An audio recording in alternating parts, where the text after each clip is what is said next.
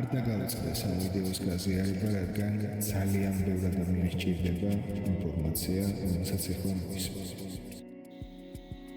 თეთრი წყარო, სოფელი წყლოვეთი, იგივე სოფელი ორბეთი.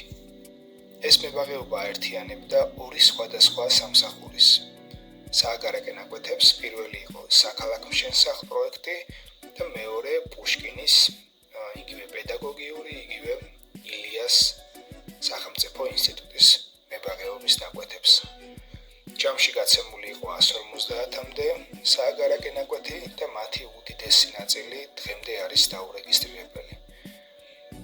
ტერიტორიაზე მოძებნილია განაწილების გეგმა, საწევრო სიები და ყველა წევრს შეუძლია მისი დაბრუნება თუ მოასწრებთ ამის განხორციელებას 2025 წლის ბოლომდე, რადგან 2025 წლის შემდეგ ყველა ტერიტორია, რომელსაც კერძო საკუთრება ვერ დაუდასტურდება, საბოლოოდ გახდება სახელმწიფო საკუთრება.